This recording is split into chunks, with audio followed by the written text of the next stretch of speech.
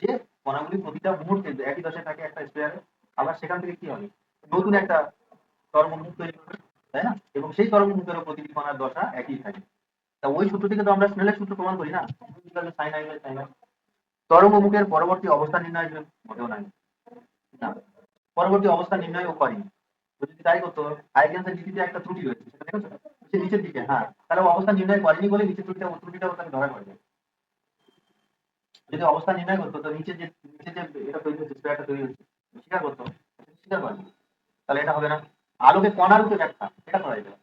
মানে একটা এখান থেকে অনেকগুলো কণা চারিদিকে ছড়িয়ে যাচ্ছে, ঠিক আছে, এখান থেকে অনেকগুলো কণা চারিদিকে ছড়িয়ে যাচ্ছে, এরা কি করছে, একটা বৃত্তের তলে এসে পৌঁছাচ্ছে, বা একটা বৃত্ত নয়, একটা গোলকের তলে এসে পৌঁছাচ্ছে, মানে একটা জায়গা থেকে বিস্ফোরিত হচ্ছে, দিয়ে একটা গোলকের তলে পৌঁছাচ্ছে, করা যেতে পারে।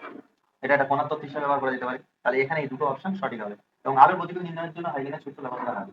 এটা ওই শূন্য মাধ্যমে তড়িৎ এবং চুম্বক বিদ্যুৎ দ্বারা নিয়ে আলোর বেগ নির্ণয় করা হয়ে থাকে, তাই না? তাহলে এখানে এই দুটো হলো সঠিক।